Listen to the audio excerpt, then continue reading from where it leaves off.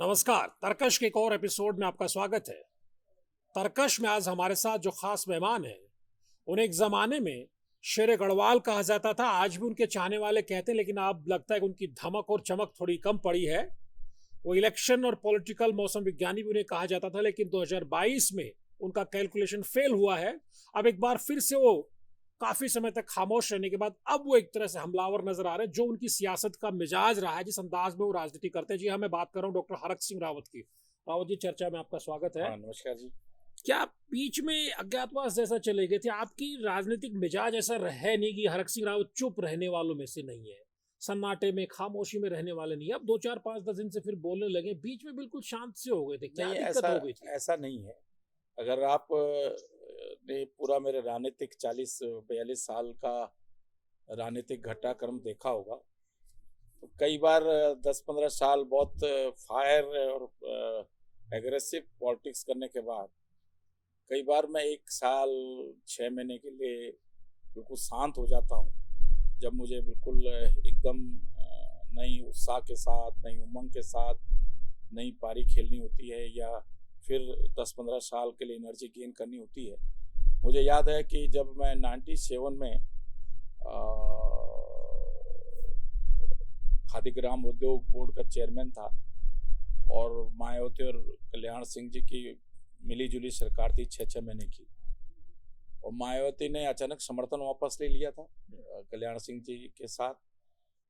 और क्योंकि मुझे मायावती ने खादी ग्राम उद्योग बोर्ड का चेयरमैन बनाया था, विशेष को महिला आयोग का अध्यक्ष मेंबर बनाया था, राज्य मंत्री का दर्जा दिया था, मुझे महिला बाल विकास का चेयरमैन बनाया था, तो मैंने भी ये सोचते हुए खादी ग्राम उद्योग बोर्ड के पद से इस्तीफा दिया कि जिसने मुझे मायावती ने मुझे बनाया है और अब उन्होंने समर्थन, वो सरकार से बाहर हैं, तो मेरा सरकारी पद पर और किसी पद पर बने रहना उचित नहीं। और उस समय विश्वविद्यालय की समस्याओं को लेकर मैंने आंदोलन किया था। मेरे खिलाफ मुकदमा दर्ज हुआ, मैं पौड़ी जेल में 1 महीने जेल में रहा, और मैंने एक तरह से आप कह सकते हैं कि फिर 1 साल मैंने बिल्कुल शांति से जो है बिल्कुल अध्ययन करना शुरू किया। और शांत हो गए? हाँ, उस समय तो मैंने अभी भी शांत रहेंगे क्या? उस समय मैंने इतिहास का अध्ययन किया, अंग्रेजी को अपने ठीक किया, ज्योतिष विज्ञान को एक कमरे में रहकर बिल्कुल अपना ज्योतिष विज्ञान का अध्ययन किया। और फिर मैं 98 के बाद फिर एकदम सक्रिय, एकदम फिर सक्रियता, मैंने राजनीतिक सक्रियता दिखाई। तो अभी साल भर ऐसी जब मैं छात्र राजनीति में था, तो 83 में जब मैंने गढ़वाल विश्वविद्यालय छात्र आंदोलन को लेकर विश्वविद्यालय वीसी के खिलाफ, उनके भ्रष्टाचार के खिलाफ लड़ाई लड़ी, और मेरा रजिस्ट्रेशन हो गया विश्वविद्यालय से। मेरे साथ 40 लड़कों को निकाला गया विश्वविद्यालय से, जब हम छात्रों के समस्याओं को लेकर लड़ाई लड़ रहे थे। तो फिर मैं 1 साल उसमें भी जब बहुत अति लड़ाई हो गई थी, तो फिर भी आप एक तरह से एकांत में इस तरह शांत फिर हो गए मैंने चले गए थे। वाइस चांसलर को भी फोन करके कहा कि आप मेरा माइग्रेशन दे दो, मैं विश्वविद्यालय से जाना चाहता हूं, और मैं फिर रोहिलखंड विश्वविद्यालय बरेली चला गया। और मैंने वीसी से भी कहा कि आपके लिए भी फायदे में है कि मैं गढ़वाल विश्वविद्यालय से चले जाऊं, और आपका भी, मेरे लिए भी फायदा है। इस तरह आपने एक रास्ता निकाला। लेकिन क्या रावत जी, 22 के चुनाव से पहले क्या बीजेपी से आपने क्यों माइग्रेशन ले लिया? लोगों ने कहा कि हरक सिंह रावत जी तो मौसम विज्ञानी हुआ करते थे, पॉलिटिकल मौसम विज्ञानी थे, लेकिन इस बार फेल हो गए। नहीं, मैं फेल हो गए। आप 22 में कहाँ फेल? आप चुनाव के दौरान भी अगर मेरे बयान पढ़ेंगे, आपने तो कहा था कांग्रेस आ रही है। हाँ बिल्कुल, मैंने कहा कांग्रेस तो लेकिन नहीं। आप मेरे बयान, जिसपे कुछ लोगों ने कहा कि अब हरक सिंह फिर शायद पलटी मारने वाले हैं, चुनाव के दौरान मैंने ये कहा कि कांग्रेस 36 लेके 40 सीटें आ सकती है, लेकिन मैं जिस तरह भारतीय जनता पार्टी के झंडे मुझे लोगों के घरों पे दिखाई दे रहे हैं, उसको मैं अनदेखा नहीं कर सकता हूं कि कहीं ऐसा ना हो कि अंदर खाने। दोनों बातें मैंने कही थी, इसीलिए आप चुनाव नहीं लड़े। आपको ध्यान होगा। नहीं चुनाव देखिए, आपने कहा कि भाई कांग्रेस को हारना ही है, अब मैं गलती से गलत गाड़ी में बैठ गया, मैं क्यों लड़ूं? वो देखिए, कांग्रेस को हारना नहीं था, ये आप खुद ही कह रहे हैं बीजेपी के झंडे नहीं, झंडे वो ज्यादा दिख मैं रहे थे आपको। चुनाव के दौरान आंकलन करने के बाद मैंने इस बात को कहा था। कुछ न्यूज चैनलों में नाम नहीं लूंगा, हाँ। न्यूज चैनलों का, किसी नेशनल चैनल पर मैंने ये कहा ये कहा था। बल्कि उस समय अखबारों की फिर सुर्खियां बनी कि हरक सिंह रावत जी फिर भाजपा के पक्ष में बात कर रहे हैं। मैंने वो सच्चाई कही थी। देखिए, कांग्रेस से मैं अब दोहराना नहीं चाहता, क्योंकि जो चीज जो व्यतीत हो गया बार बार उसको दोहरा के मैं सोचता हूँ कि मनोबल कमजोर नहीं करना शुरू में चाहता। जब आप देखिए, कहाँ तो मुख्यमंत्री पुष्कर सिंह धामी आप अपने घर में बिठा के खाना खिला रहे थे, आपने कहा मैं मेरे एक बात छोटे बिल्कुल भाई साफ कह रहा हूँ, उस लाइन पे थे, फिर अचानक से एकदम से। अचानक नहीं, मैं इस बात को दोहराना नहीं चाहता हूँ, हाँ। क्योंकि बार बार दोहरा के कोई फायदा नहीं है। हाँ। क्योंकि इसमें कुछ लोगों ने एक षड्यंत्र के तहत ऐसा कुछ प्लानिंग किया। क्योंकि जिस दिन मैं दिल्ली जा रहा था उस दिन मैं ईमानदारी के साथ मुझे उमेश काऊ ने कहा कि प्रहलाद जोशी जी ने आपको बुलाया है। मैं तो जाना भी नहीं चाह रहा था दिल्ली, मुझे जिद करके वो ले गए कि प्रहलाद जोशी लोग कह रही है, तो आप थ्योरी दे रहे हैं, आप कह रहे हैं सोशल मीडिया की अफवाहों पे, खबरों पे बीजेपी ने निर्णय लिया। ऐसे बीजेपी निर्णय लेती है क्या? नहीं, बिल्कुल डॉक्टर साहब, क्या बात आप कर रहे हैं? बिल्कुल बड़े बड़े सोशल मीडिया में चल गया और बीजेपी ने मान लिया। लोग कह रहे हैं हरक सिंह रावत जी 2 नावों पे सवार थे, कांग्रेस के साथ बैकडोर से बातचीत कर रहे थे। नहीं, मैं बिल्कुल राहुल, प्रियंका, नहीं, किसी तमाम लोगों के संपर्क में चल रहे थे, इधर बीजेपी के साथ भी थे। जो अच्छा आपको ऑफर करेगा उधर आप रहेंगे? नहीं, मैंने बिल्कुल मैं राजनीति कभी बार्गेनिंग नहीं करता हूँ। मैं राजनीति कभी कमजोर भी हो पार्टी, अगर ऐसा होता, मैं एक उदाहरण दे रहा हूँ आपको। 89 में चंद्रमोहन सिंह नेगी जी मुझे जनता दल का पौड़ी का टिकट दे रहे थे। उन्होंने कहा भारतीय जनता पार्टी में कुछ है ही नहीं उत्तराखंड में, और मैं उस समय अगर टिकट ले लेता तो मैं पौड़ी से विधायक हो जाता 89 में। तो मैंने कहा नहीं, मैं तो भारतीय जनता पार्टी से चुनाव लड़ूंगा। उन्होंने मुझसे कहा कि भाई भाजपा का कुछ है ही नहीं। तो मैंने कहा कुछ है या नहीं है? मैं भाजपा का जिलाध्यक्ष हूँ, मैंने भाजपा से ही चुनाव लड़ूंगा, चाहे मेरी जमानत जब्त हो जाए।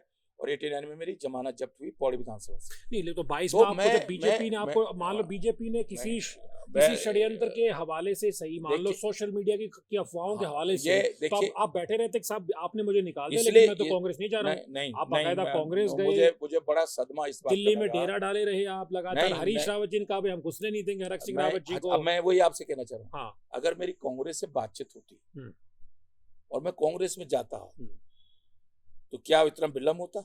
कांग्रेस को लग गया ना कि अब तो हरक सिंह रावत अब ट्रैप हो गए भाई, ना उधर के रहे ना इधर के रहे। अब हम अपने हिसाब से अपनी टर्म एंड कंडीशन पे लाएंगे। हरक सिंह जी की टर्म एंड कंडीशन अब नहीं चलेगी। नहीं, मुझे देवेंद्र यादव जी कमजोर कर दिया ना आपको पूरी तरह से। मुझे देवेंद्र यादव जी, मुझे गोदयाल जी, प्रीतम सिंह जी, सभी यशपाल आर्य जी 6 महीने से लगातार मुझको लगे हुए थे कि आप कांग्रेस में आ जाओ। लेकिन आप टेम्परेचर चेक कर रहे थे ना कि जिधर सरकार होगी उधर हरक सिंह अगर आप मेरा भाषण प्रधानमंत्री जी का जब परेड ग्राउंड में आए थे, अगर मेरा भाषण उस दिन का सुनेंगे, 8 तारीख जिस दिन आचार संहिता लगी और कोटद्वार में मैंने किशनपुर में एक इंटर कॉलेज में लगभग 10-15 हजार लोगों के बीच में जो मेरा भाषण हुआ, अगर उस भाषण को अगर आप सुनेंगे तो आपको बिल्कुल लग जाएगा कि मैं कहीं पार्टी बदलने के बिल्कुल दूर दूर तक नहीं था। देखिए, अगर आपको पार्टी बदलनी होगी, मैं उन लोगों में से नहीं हूँ कि अगर मैं जब मुंह से कोई बात बोलता हूँ तब बोलता हूँ जब मेरे मन उसके लिए मैं मजबूत कर लेता हूँ। अगर मुझे पार्टी बदलनी होती, भारतीय जनता पार्टी छोड़नी होती, तो मेरा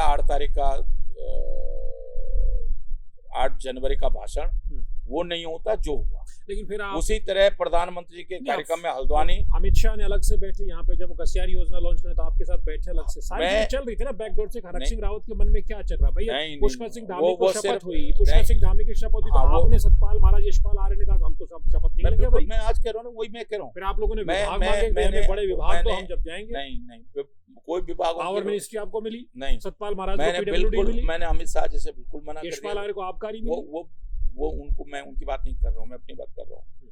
मैंने अमित शाह जी से कहा कि मैं मंत्री के रूप में बहुत रह गया, मैं मंत्री के रूप में शपथ नहीं लेना चाहता हूँ। उन्होंने मुझे काफी समझाया, उन्होंने कहा आप इस समय शपथ ले लो, भविष्य में मैं आज उस बात को उदाहरण नहीं देना चाहता हूँ, लेकिन उन्होंने मुझसे कहा कि असम का उदाहरण दिया कि कांग्रेस से आए हुए व्यक्ति को मैंने असम में मुख्यमंत्री बनाया। एक तरह से उन्होंने मुझे ऑफर किया और मैंने कहा जी मैं शपथ ले रहा हूँ, और मैंने फिर शपथ ली। उस बार जब पुष्कर सिंह धामी मुख्यमंत्री बन गए, मैंने पुष्कर सिंह धामी जी से भी कहा कि भाई अब मैं भविष्य में एमएलए चुनाव नहीं लड़ना चाहता हूँ। मैंने अमित शाह जी से भी कहा मैं अब आगे एमएलए चुनाव नहीं लड़ना चाहता हूँ। मैंने प्रहलाद जोशी से भी कहा, प्रधानमंत्री से भी कहा, मैंने नड्डा जी से भी कहा। लोगों ने कहा 2 से 3 टिकट मांग रहे हैं आप देखिए प्रेशर बना रहे थे। सबको पता था हरक सिंह रावत जैसा मजबूत कद्दावर नेता अगर चुनाव नहीं लड़ेगा, इसका मतलब कोई मन में नाराजगी है, लेकिन नाराजगी कुछ और चाहते हैं। नहीं बिल्कुल नहीं। लोगों ने कहा बीजेपी में भी अपने लिए पुत्र वधू के लिए टिकट मांग रहे थे, और भी कुछ समर्थकों के लिए टिकट मांग रहे थे। इस तरह की चर्चाएं पॉलिटिकल कॉरिडोर में चली। देखिए मैं भारतीय जनता पार्टी को या मैं किसी भी राजनीतिक दल, इवन कांग्रेस को भी इतना अच्छी तरह जानता हूँ, इतना मुझे समझ है कि मुझे क्या करना चाहिए क्या नहीं करना चाहिए। मैं किसी के लिए कोई टिकट नहीं मांग रहा था। अलबत्ता मैंने धामी से जरूर ये कहा था कि मैं अभी, आपने मुझे हेलीकॉप्टर दिया था, मैं लेस्टरोन गया था, अगर आप लेस्टरोन से टिकट बदल रहे हैं तो अनुकृति के बारे में विचार कर ले। और मैंने कहा मुझे मत लड़ाइए। धामी जी ने कहा नहीं, और प्रहलाद जोशी ने मुझसे कहा कि नहीं आपका तो केदारनाथ फाइनल हो गया, और अनुकृति के लिए कहा कि नहीं वो कोटद्वार चुनाव लड़ ले, मैं सर्वे करा लेता हूँ, वो कोटद्वार लड़ ले। उन्होंने तो दोनों टिकट फाइनल कर दिए थे। फिर क्या वजह? अब मैं उनसे मना करता रहा कि मैं नहीं लड़ना चाहता हूँ चुनाव।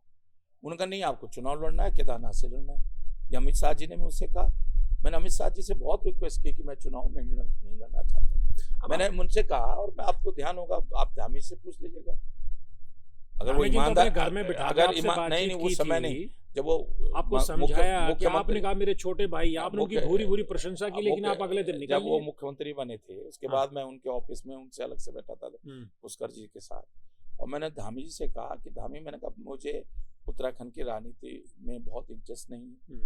मैंने पार्टी से भी कहा था मुझे कोई पार्टी में राष्ट्रीय स्तर पर कोई जिम्मेदारी देकर किसी प्रदेश की आप जिम्मेदारी दे दो। और जब मैं कांग्रेस में सम्मिलित हुआ, आप देवेंद्र यादव से पूछ लीजिएगा, आप पार्टी के हाईकमान से पूछ लीजिएगा, उनसे भी मैंने यही कहा। कि हरीश रावत ने वीटो लगा दिया कि हरक सिंह रावत चुनाव नहीं लड़ेंगे और चुनाव की शर्त पे वो नहीं आएंगे। मैं भी आपसे बात करा लेता हूँ। देखिए लोगों ने हरीश रावत नहीं चाहते कि अपनी भावी कैबिनेट में हरक सिंह रावत जैसे कद्दावर आदमियों फिर 2016 की तरह उनको परेशान कर देंगे। एक डर तो था ना। देखिए आपने किया था ना 18 मार्च 2016 को परेशान। हरीश रावत जी ने क्या सोचा मैं ये नहीं कहना चाह रहा। जिनसे मेरी बात सम्मिलित होने की हुई, परवारी और जो गोदयाल जी पार्टी के बड़ी, बल्कि गोदयाल जी ने मुझसे कहा नहीं आप चुनाव लड़ो। उन्होंने बहुत बात तक भी कोशिश करी कि नहीं आपको चुनाव लड़ना चाहिए, लेकिन मैंने अपने मुंह से सम्मिलित होने के बाद मैंने फिर अपने मुंह से, एक बार मेरे मन में भी हुआ जब गोदयाल जी प्रीतम जी ने मुझसे कहा, कार्यकर्ताओं को दबाव होने लगा कि आप डोहेला से लड़ लो, चौटाकाल से लड़ लो, तो मैंने पार्टी से फिर मैंने पार्टी हाईकमान से कहने की हिम्मत नहीं जुटाई, क्योंकि मैं एक बार सम्मिलित होने से पहले उनके सामने दो बातें हुई थी। एक तो मैंने कहा मैं चुनाव नहीं लड़ूंगा, आपको लड़ाना है तो अनुकृति को लड़ा लो, और दूसरा उन्होंने मुझसे कहा था कि बैग एंड बैगेज के साथ आप नहीं आओगे। मतलब आपने खुद को पीछे कर लिया। नहीं बैग और बैगेज का मतलब ये हुआ कि आप दूसरे लोगों को, अपने जो आपके समर्थक या आपके विचार वाले, मतलब जो कम से कम चुनाव लड़ने के या पूर्व एमएलए हैं, टिकट मांगने वाले हों, एमएलए लोग न लाइए, उनको लेके आप नहीं आए। ये एक शर्त मेरी थी कि मुझे चुनाव नहीं लड़ना, दूसरी शर्त पार्टी की थी कि आप बैग एंड बैगेज के साथ। क्या जिस हड़बड़ी में हरक सिंह रावत कांग्रेस में आए, आपने अपनी बहू अनुकृति गोसाई को देखिए चुनाव लड़वाया, आपने इस हालात में उलझा नहीं दिया अपनी बहू को, उनकी भी पॉलिटिकल करियर के लिए संकट खड़ा कर दिया? कोई फर्क नहीं पड़ता। देखिए पहले चुनाव ही हार गई, कोई मैं भी हारा था ना 89 का चुनाव। ये हार जीत महत्वपूर्ण नहीं है आपके लिए। देखिए भाजपा तो जो है 2 सांसद थे 1984 में, राणा सिंह 93 में मैं एमएलए जीत गया पौड़ी से, राणा सिंह चुनाव हार गए, वो कुछ भी नहीं थे। तो क्या अब आप राजनीति में हार जीत महत्वपूर्ण ठीक नहीं है, है। राजनीति में हार जीत चलती रहती है। अब हरक सिंह रावत को अचानक लगा कि उनको अब हरिद्वार से चुनाव लड़ना चाहिए। लोगों ने कहा कि हरीश रावत को परेशान करने के लिए, क्योंकि हरीश अब रावत वो वहां से देखिए- चुनाव लड़ना चाहते, इसलिए हरक सिंह रावत भी वहां देखिए, खूंटा गाड़ के खड़े हो कोई गए। कुछ भी कहते रहे, मैं इन सारे विवादों में नहीं पड़ना चाहता। मैंने जिस दिन पार्टी में सम्मिलित होने की बातचीत मेरी हुई, जो आप कह रहे हो ना कि आप चुपचाप बैठे रहते, 2-3 दिन आपको लगता है कि शायद मैंने इंतजार नहीं किया, ये ठीक है। मैंने अपनी तरफ से, क्योंकि मेरे मन में इतनी नाराजगी हो गई कि भाई मैं वचन का पक्का हूँ। अमित शाह जी से 2 टूक बात हुई थी, उन्होंने कहा भाई रावत जी धोखा मत देना, मैंने कहा बिल्कुल नहीं दूंगा। तो क्या बीजेपी ने आपको धोखा दे दिया? अब जब मेरे साथ ऐसा हुआ, क्या अमित शाह ने आपको धोखा दे दिया? क्या वो- आप वो तो जब अपने मैं वचन पे कुछ रुके नहीं कर रह रहा गए? हूँ, वो तो वो जाने, एक बार उनको पूछना तो चाहिए था ना। मैं तो बहुत सारी चीजें नहीं कह रहा हूँ, मैंने बहुत सारी चीजें नहीं बोली, मैं आज भी नहीं बोल रहा हूँ। यानी आपको लगता है यू कि जैन थ्रो तो नहीं हो सकता ना। लेकिन बीजेपी ने आप जब 2016 में, मैं तो नहीं गया था ना आपके पास, आपने मुझे बुलाया था। आप लोगों को बुलाया, आप लोग गए कांग्रेस तोड़कर? नहीं बुलाया मुझे, और फिर मैंने सबसे बात की, पूरा स्क्रिप्ट बनाई आपने सबकी। शैला रानी जी से। वो ठीक है, विजय बहुना बहुत वरिष्ठ होंगे, मैं नहीं कहना चाहता हूँ, लेकिन सारे विधायकों से, उमेश से मैंने बातचीत करी, शैला से मैंने बात करी, सबसे बातचीत की मैंने। और मंत्री तो अकेला मैं था उस समय। सही है। और ऐसा नहीं कि ये जो मैंने बातचीत की, मैंने बिना हरीश राव जी से बातचीत किए बिना की। मैं कई दौर हरीश राव जी के साथ 4-4 घंटा बैठा। आपने कहा कि लोग नाराज हैं, आपने उनको बताया कि नाराजगी नहीं, नाराजगी बताई मैंने, शराब के मुद्दे बताए, मंडी को FL2 आपने दिया है, और बदनामी मेरी हो रही है, और मुझे ABCD नहीं पता कि उसमें हो क्या रहा है। जो मंडी को होलसेल का काम दिया गया, जो मुझे मंच पे गाली देता, आप उसको राज्य मंत्री बना देते हो, उसको पार्टी का प्रदेश महामंत्री बना देते हो। तो बीजेपी ने यूजन थ्रो कर लिया 2016 में हरक सिंह रावत को लेकर, कांग्रेस की कमर तोड़ दी, आज हरक सिंह रावत को मीडिया की, सोशल मीडिया की अफवाहों पे पार्टी से निकाल दिया? ठीक चुनाव से पहले मुझे नहीं मालूम, मैंने बहुत अभी काफी लोगों से ये गहराई में जाने की कोशिश की कि भाई आखिर ये हुआ क्यों। भाई एक चीज कह रहा हूँ, अगर मुझे जाना होता तो क्या बीजेपी को हवा लगती? सही बात। और मैं ढिंडोरा पीट के जाता? सही है। इतना कमजोर खिलाड़ी हूं मैं क्या? सही है। न मैं भाजपा को मौका निकालने का देता, न मैं कांग्रेस को। यशपाल आर्य की तरह चुपचाप चले जाते जैसे। यस, देखिए, और फिर दूसरी बात, मैं स्वामी प्रसाद मौर्य नहीं हूं, या मैं सिर्फ, आप कैसे जा सकते हो भाई? आप 8 तारीख को कोटद्वार में जब आचार संहिता जिस दिन लगी है, अंतिम जनसभा में कह रहा हूं कि भाई दिल्ली में मोदी, देहरादून में मोदी, कोटद्वार में मोदी।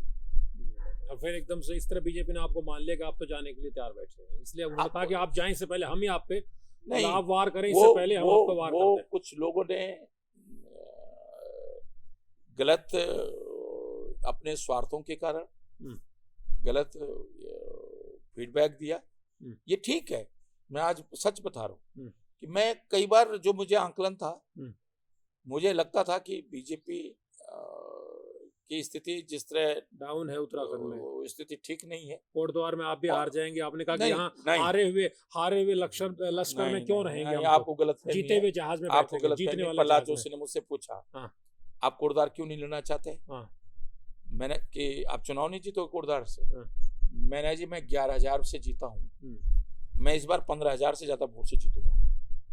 लेकिन हरक सिंह रावत एक बार जीत के दोबारा उस सीट पे जाते नहीं। मैं क्यों?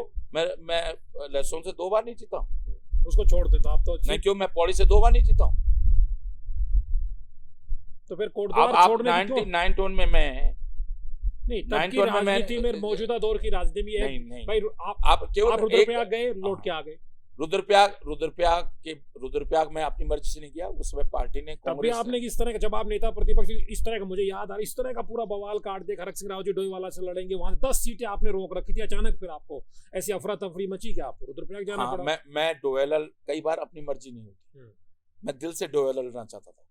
यस, आपकी तैयारी थी वहां पे, मुझे पार्टी ने फिर कहा कि आप एमक्यू से लड़ लो। रुद्रप्रयाग फेंका नहीं, पार्टी ने आपको उसे उलझा दिया वहां पे, भाई चलो मैं वहीं पे ही आप उलझ के एक रह गए। नेशनल चैनल के एक हाँ। कार्यक्रम में कौन बनेगा मुख्यमंत्री में हल्द्वानी था, हाँ, और मेरे मित्र है दीपक चौरसिया, हाँ, उस समय हाँ। वो किसी न्यूज हाँ, चैनल में ठीक थे। है, ठीक है। उनकी बहन के घर पे हम लोग लंच ले रहे थे हम्म, हम्म, हम्म, और डिनर कर रहे थे हम्म, कार्यक्रम के बाद। हम्म। तो आनंद शर्मा का फोन आया कि भाई रावत जी रुद्रप्रयाग मिल रही है आपको। कुछ परिस्थितियां ऐसी बन रही कि डोयला नहीं, आप एमकेश्वर लड़ लो। हाँ। मैंने कहा भी कि भाई एमकेश्वर में हमने महिला मोर्चे कांग्रेस की अध्यक्ष को हाँ। टिकट दिया है हाँ। और मैंने सिफारिश की। सही, अब कैसे मैं वहां से कैसे पता जाएगा? हाँ। कहले नहीं, आप वो चिंता मत करो, आप तैयार हो, हाँ। तैयारी कर लो। मैंने एमकेश्वर तैयारी कर ली। फिर रुद्रप्रयाग की मुझे आनंद शर्मा जी ने कहा, उसमें वो स्क्रीन कमेटी चेयरमैन थे, सही है कि आप चौटा खाल लड़ लो। हम्म, मैंने भाई वहाँ राहुल गांधी जी के यहाँ से नाम आया, राजपाल बिष्ट का, हम्म, क्यों बदलेंगे? कल नहीं, आप तैयारी कर लो। मैंने वहाँ तैयारी कर ली। जिस दिन लिस्ट डिक्लेयर हुई, लास्ट में उनका मेरे को फोन आया, रुद्रप्रयाग है आप तो, कि रावत जी आप रुद्रप्रयाग और डोयला में एक जगह। तो ये आपके साथ ये खेल क्यों होता है? बीजेपी से आप जाना नहीं चाह रहे थे, बीजेपी ने आपको निकाल बाहर देखिए, फेंका। ये खेल, कांग्रेस में टिकट मैं डोईवाला नाम से चाह रहे नहीं थे, लूंगा, आपको रुद्रप्रयाग से मैं लड़ा दिया है। नाम ये नहीं सारे ये षड्यंत्र हरक सिंह रावत के साथ ही क्यों इसलिए होते हैं? होता है हाँ। क्योंकि मैं आज बता रहा हूँ, मैं लीड ऑपोजिशन था हाँ। उस समय। आप भी एक न्यूज चैनल को देख रहे थे, ठीक है। आप दिल्ली में भी देखते थे कि हमारे सांसद थे, मिनिस्टर थे, लेकिन आपका जलवा जलाल था, हमें मालूम है। आप मुख्यमंत्री की रेस के फ्रंट रनर्स में से, सही है। आप दिल्ली में भी देखते होंगे हाँ, कि नेशनल मीडिया भी सही आप ही कवर करता था, क्योंकि इवन कि मैं एक छोटे से स्टेट का नेता था, ठीक है, लेकिन नेशनल चैनल में चाहे किरण बेदी को लेकर वो सही सिसोदिया भ्रष्टाचार हर के मसले पे आपको पूछते थे, मैं तमाम न्यूज चैनल पे डिबेट में मैं नेता जाता प्रतिपक्ष नाते आप पूरा जो है पूरा बवाल भी हाँ। मचाए हुए थे यहाँ पे तो भी। इसलिए ये कहा गया, पार्टी हाईकमान को कुछ लोगों ने ये समझाया, और वो मेरी रणनीति थी कि मैं डोयला लड़ूंगा चुनाव, तो मैं दिन भर हेलीकॉप्टर से पूरे प्रदेश में प्रचार करूंगा, और शाम को 6 बजे लैंड करूंगा अपने क्षेत्र को देख और लेंगे। 6 बजे के बाद मैं डोयला में प्रचार करूंगा रात के 12-1 बजे तक। फिर सुबह प्रचार करूंगा 9 बजे बाद पूरे प्रदेश में करूंगा, जिससे कि प्रदेश में कांग्रेस सरकार आ जाए और यहाँ पे आपकी सीट इजीली निकल जाए, ज्यादा बगैर मेहनत के। इसलिए मैंने डोयला किया था। हो नहीं पाया, लेकिन तो जो लोग मेरी इस रणनीति को लोग समझ गए, और उन लोगों ने हाईकमान को यह समझा दिया कि नेता प्रतिपक्ष भी अगर मैदान से चुनाव लड़ेगा तो पहाड़ भेज दिया आपको, और यशपाल आर्य जी भी मैदान से चुनाव लड़ेंगे, तो अच्छा मैसेज नहीं जाएगा। मुझको तो नहीं, लेकिन एक हमारे बहुत वरिष्ठ नेता इस दुनिया में नहीं है, लिटरली उन्होंने यशपाल आर्य जी को इतना डांटा। मेरे से तो देखो हर नेता की जरा मुझसे, क्योंकि सब लोग जानते हैं कि भाई हरक सिंह से बात करने के लिए 100 बार सोचना होता है, लेकिन मेरे सामने यशपाल आर्य जी को इतना डांटा गया कि उनकी आंखों में आंसू आ गए, और अप्रत्यक्ष रूप से समझ लीजिएगा मुझे भी सुनाया गया कि भाई आप दोनों लोग क्या मैदान से लड़ोगे चुनाव? बाद में उसी नेता ने, जो आज इस दुनिया में नहीं और कांग्रेस का बहुत पावरफुल आदमी था, जब मैं ग्रीन पार्क अपने घर आ रहा था तो रास्ते में उनका फिर फोन आया मुझको कि भाई कि रावत जी आपको बुरा लगा होगा, मैं माफी मांग रहा हूँ, और उन्होंने माफी मांगी। तो कुछ लोगों ने, जब 2002 में भी मुझे लेस्रोन इसलिए दिया गया, मैं श्रीनगर से मांग रहा था, दिया आपको, मैं पौड़ी से मांग रहा था, उन्होंने सोचा कि अगर नहीं टिकट देते तो खुरापात करेगा, टिकट तो दो, लेकिन ऐसी जगह उलझाओ जहाँ हार जाए, जहाँ हार जाए। लेकिन अब कहाँ आ गया वो हरक सिंह रावत जिनको उलझाने के लिए पूरे पार्टी के कई गुटों को मिलकर लड़ना पड़ता था। आज हरक सिंह रावत अलग थलग है भैया, आप हरिद्वार से टिकट मांग रहे, कहाँ हरीश रावत आपको टिकट लेने देंगे? वो बोलेंगे साहब मैं 2009 से MP बना, फिर मैं केंद्र में मंत्री बना, 2014 में मैं मुख्यमंत्री था, मेरी पत्नी वहां से चुनाव लड़ी। हरक सिंह रावत तो 2014 में पौड़ी से लड़े, पौड़ी से लड़ रहे, वहां की टिकट मांगे। देखिए एक चीज, जबरदस्ती जिद नहीं कर रहे आप हरिद्वार की सीट पे? मैं बिल्कुल नहीं जिद कर रहा हूँ। क्या आपका आधार क्या हरिद्वार की सीट का? मैंने जब कांग्रेस में सम्मिलित हुआ और मैंने ये बात कही कि मैं पार्टी MLA चुनाव नहीं लड़ूंगा, पार्टी ने मेरी बात मान ली। मैं संगठन में काम करूंगा, और कल लोकसभा का जब मौका आएगा तो मैं लोकसभा चुनाव लड़ सकता हूँ, मैं MLA नहीं लड़ना चाहता। पार्टी ने मेरी बात मान ली, ठीक, MLA नहीं लड़ाया। अब मैंने पार्टी से कहा है कि भाई मैं MP का चुनाव, क्योंकि पौड़ी से मनीष खंडूर जी लड़े हैं, 19 का। हम्म। हरीश राव जी नैनीताल से लड़े 19 का। ओके, इसलिए अम्बरीश जी अब है नहीं, इसलिए आप वहाँ अब क्योंकि देखिए जिन सीटों पे कोई ना कोई बुरे समय में हाँ। पार्टी का व्यक्ति चुनाव लड़ा है, ठीक है, उन पे दावेदारी करना भी मेरे लिए मतलब हरिद्वार में कंसिडर करेंगे, आपको लगता है? आपको तो पार्टी ने हरीश राव जी तो वहीं घूम रहे हैं, अब वो नैनीताल शायद ही जाए नैनीताल। वो अब मैं ये कह रहा हूँ आप नैनीताल चले जाइए ना, मैं वो तो देखिए पार्टी कहाँ से लड़ाई कहेगी तो नैनीताल से लड़ लेंगे। नहीं, मैंने पार्टी से कहा कि अगर मुझे मेरे पार्टी अगर ये जरूरी नहीं कि लड़ाई चुनाव, लेकिन अगर पार्टी लड़ाने पे विचार करती है और मुझे एमपी चुनाव लड़ना है तो हरिद्वार से लड़े, और अगर नहीं लड़ना चाहे तो मैं पार्टी के लिए काम करूंगा। कोई जरूरी कि सब कुछ पार्टी को फिर डर भी तो लगता है कहीं आप फिर बीजेपी तो नहीं चले जाएंगे। भगत से आप मुलाकात की पिछले दिनों बवाल मच गया कि भगत सिंह कोश्यारी जी है वो आपको बीजेपी की तरफ लेके जाने वाले हैं। मोदी जी और खड़गे जी मिलते हैं यार, मैं सोचता हूँ यही मेरा दुर्भाग्य है। ये ऐसे आप विपक्ष के नेता से मिलते हैं तुरंत चर्चाएं शुरू हो जाती है। आप देखो ना, ये जो आप कह रहे हो ना कि क्या सोशल मीडिया पे चर्चा से क्या पार्टी निकाल दिया, भाई प्रीतम भाई मुझ पे अगर अपने क्षेत्र की कोई काम के लिए आ रहा है, इस वजह थोड़ी कि बीजेपी अब नहीं जाएंगे, मैं कांग्रेस में चला। भगत तब आ गए आपके बगल में डिफेंस कॉलोनी में आ गए हैं। अरे भाई एक अब मिलेंगे, अब तो मिलने जाएंगे उनसे। मेरी एक आदत है, मैंने पार्टी भाजपा भी जब छोड़ी है अपनी मर्जी से नहीं छोड़ी। इसकी बात नहीं कर रहा हूँ, परिस्थितियां ऐसी बन गई पहले की बात। पहले समय परिस्थिति ऐसी उस समय मैं उत्तराखंड के आंदोलन में सक्रिय था। दिल्ली में जंतर मंतर पर मैंने सबसे बड़ी लड़ाई लड़ी। अब उस समय पार्टी को ये लगा कि भाई आप जो है संयुक्त संघर्ष समिति के धरने प्रदर्शन में शामिल होकर थोड़ा सा पार्टी लाइन को क्रॉस कर रहे हैं, इसलिए क्यों आप पार्टी में जा रहे हो। भाई उस समय माहौल ऐसा बन गया था। ठीक है कि भाई हर बार माहौल हरक सिंह रावत के लिए ऐसा क्यों बनता है? मेरा सीधा सवाल है रावत जी, क्या अब 24 में या 27 में कांग्रेस में ही है, टिकट मिले ना मिले इसलिए बनता है कि मैं सही को सही कहने की हिम्मत रखता हूँ। नहीं तो क्या 24 में कांग्रेस गलत करेगी, आपको टिकट नहीं देगी? क्या बीजेपी की तरफ जाएंगे? बीजेपी वाले तो लपक लेंगे, आपको ले लेंगे, उनको आपकी ताकत का पता है। मुझे ध्यान है जब मैं भाजपा में सम्मिलित हुआ था तो मैंने कहा था कि मुझे कुछ मिले ना मिले, लेकिन मैं भाजपा रोज रोज छोड़ना ठीक नहीं है। छोड़नी पड़ी ना, परिस्थितियां बनती तो क्या करेगा। अब फिर परिस्थिति बन गई तो अगर एक चीज सुनो, मैं अपनी तरफ से कोई कोशिश नहीं करता हूँ। पार्टी ने टिकट नहीं दिया, मैं अपनी तरफ से देखिए, मैं अगर आज कांग्रेस में हूँ तो ईमानदारी के साथ कांग्रेस के लिए काम कर रहा हूँ। काम कर कहीं जा ही नहीं रहे आप तो, कहीं जा रहे हैं। एक चीज सुनो, मैंने पार्टी से जब कहा है कि मैं एमएलए की हमें किसी प्लेटफॉर्म पे आप नजर नहीं आ रहे ना, हरीश रावत जी, प्रीतम जी, आप देवेंद्र, कहाँ आप लोग कहाँ नजर आ रहे हैं? नहीं, मैं जा रहा हूँ। मैं एक चीज सुनो, अंकिता के घर में गया। ठीक, इस तरह आप जा रहे हैं, ये ठीक है। आप मैं सारे, लेकिन आपके कांग्रेस में तो देखो सिर्फ एआईसीसी लिस्ट में झगड़ा, प्रीतम सिंह कुछ कह रहे हैं, हरीश रावत कुछ कह रहे हैं, करण मारा कुछ कह रहे हैं, देवेंद्र यादव पे सब एलिगेशन लगा रही है। प्रीतम भाई ने मुझे मुद्दों पे बुलाया, प्रदेश व्यापी उन्होंने प्रदर्शन किया। आप उसमें नारे लगा रहे थे, प्रीतम सिंह जिंदाबाद। नहीं, क्या हो गया? मैं तो देखिए, जिनके जिंदाबाद के नारे लगते थे, आपने हरक सिंह को नहीं देखा ना? मैं तो जिस क्षेत्र में जाता हूँ उस क्षेत्र में उस व्यक्ति को आगे करता हूँ, उसके नारे लगाता हूँ। वो अच्छी बात है, मुख्यमंत्री बनेंगे अब आप भी है, क्योंकि आपने बार बार कहा साहब 30 साल 40 साल से विधायक बनते आप आ रहे हैं, विधायक बनने की आपकी इच्छा नहीं, इस बार आप चुनाव भी नहीं लड़े जैसा आप खुद कहते हैं। मुख्यमंत्री हम माने उत्तराखंड में हरक सिंह रावत की मुख्यमंत्री बनने की संभावनाएं हैं, या अब हरक सिंह रावत ने जो अपने जो है बैट है वो हैंग कर दिया एक सब बहुत, अब अनुकृति गुस्साई आपकी लालचंद जी, मैं आपसे कह रहा हूँ, आप मुझे पिछले 20 साल 30 साल से आप देख रहे हैं, हमने लड़ाई लड़ी, काम किए, जो विभाग रहे काम किए। अब मुख्यमंत्री कौन बनेगा, क्या बनेगा, ये कोई किसी व्यक्तिगत हाथ में होता है क्या? ये मेरे हाथ में क्या? आप मुझे बताओ ना, 2012 में 5 पार्लियामेंट सीटें हमने 9 में जितवाई, 12 में हमने इतना संघर्ष किया सरकार बनाने में, और उसमें भी ठीक से टिकट दिए होते।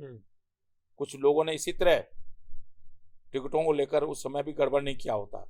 कुछ लोगों ने क्या मतलब हरीश रावत के लिए, मैं किसी का नाम नहीं ले रहा हूँ, या सतपाल महाराज नहीं, मैं किसी का बहुगुना करते, ये यशपाल, ये 5 लोग थे आप टिकट बांटने वाले। आप देख लो ना उस समय, आपको ध्यान आ जाएगा। टिकट फाइनल होने के बाद किस ने टिकटों में जीत करके, जैसे मैं उदाहरण दे रहा हूँ, मैंने इसको क्या नाम लड़का, भुवन चंद कापड़ी को टिकट दिया था, उसकी टिकट बदला गया। दुर्गापाल जी को मैंने टिकट दिलवा दिया था, मैंने पैरवी की थी, वो बदले गए। हरिद्वार में बहुत सारे टिकट बदले गए।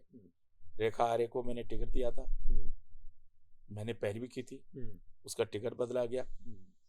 तो जो टिकट बदले गए उनमें सिर्फ एक ही व्यक्ति जीता बदले हुए टिकटों में, और वो पिंडर का वो जो हमारा डॉक्टर है, जो बदले गए टिकट उनमें केवल वही जीता। तो इसलिए अगर दुर्गापाल जी निर्दलीय जीते थे, यस सही है, भुवन कापड़ी उस समय भी जीत जाता, फिर बाद में भी जीते, धामी जी को हरा दिया उन्होंने। अगर उस समय भी भुवन कापड़ी को टिकट मिलता, नहीं संभावना है मुख्यमंत्री। तो मैं इसलिए कह रहा हूँ कि 24 27 रहेंगे कांग्रेस में, 27 की उम्मीद पालेंगे खड़ग सिंह रावत मुख्यमंत्री देखिए, बनेंगे, या ट्रेन छूट चुकी है अब आपको लग रहा है? मैंने 2012 के बाद मुझे आनंद शर्मा पचौरी जी ने फोन करके, मेरा फोन नहीं उठा, किशोर उपाध्याय जी के फोन पर, किशोर उपाध्याय से पूछ लीजिएगा। ठीक है, उस वक्त आप बनते बनते रह गए। नहीं, मुझे फोन करके ही कहा गया कि भाई दिल्ली क्यों नहीं आ रहे हो। जब दिल्ली गए तो पचौरी जी ने कहा इनके पैर छू, आनंद शर्मा जी के। ये कल ही अफ्रीका से लौटे और कल से लगे, और इनके कारण आज आप मुख्यमंत्री हो गए।